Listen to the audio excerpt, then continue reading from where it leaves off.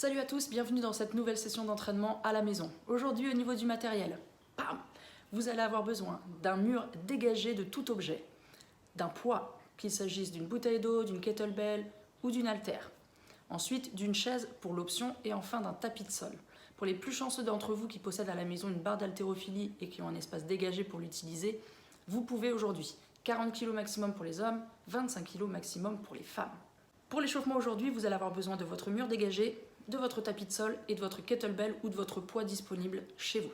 9 minutes de travail sous forme de EMOM, c'est-à-dire que vous allez avoir 1 minute pour réaliser aujourd'hui, non pas un, mais 2 exercices. Premier exercice, vous avez un certain nombre de reps à faire. Deuxième exercice, vous le faites sur le temps restant de la minute.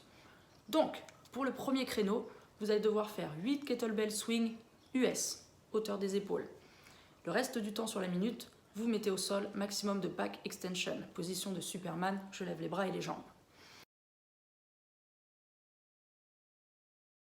Le créneau numéro 2, vous allez avoir faire 5 squats thérapie face au mur. Le reste du temps, vous aurez des squats genoux à faire. Je vous montre ça juste après. Et enfin, sur le troisième créneau, là, vous aurez 20 secondes de planche bras droit, 20 secondes de planche bras gauche, et le temps restant sur la minute, là, sera du repos à 100%. On répète le tout 3 fois pour un échauffement global de 9 minutes. Le WOD d'aujourd'hui est un fort time, il faudra donc battre le chrono. Votre job, réaliser 30, 20, puis 10 répétitions de hang clean and jerk, overhead lunges et handstand shoulder taps. Il y a différentes options, différentes possibilités. Vous allez pouvoir choisir le poids avec lequel vous allez vous entraîner et surtout l'option que vous allez utiliser pour les shoulder taps.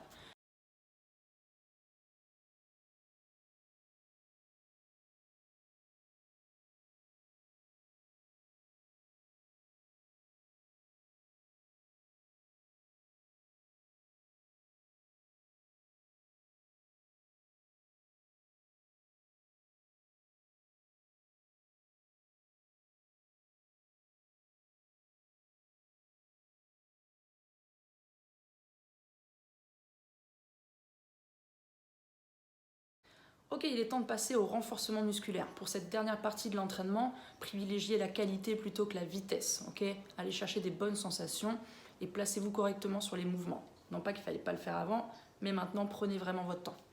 Le premier exercice que vous allez devoir faire, ce sont des floor beats. On fait travailler la sangle abdominale et les fléchisseurs de hanches.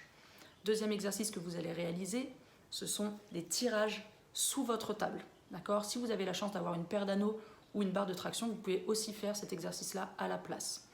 Enfin, le dernier exercice que vous allez faire renforcera le haut de votre dos, puisqu'on fera des mouvements de T, des mouvements de Y et enfin des mouvements de I allongés à plat ventre sur le sol. Donc pour cette dernière partie, vous avez besoin de quoi ? Vous avez besoin de votre tapis de sol, vous avez besoin d'une table et si vous êtes chanceux, une barre de traction ou une paire d'anneaux sur lesquels vous allez pouvoir faire des tirages.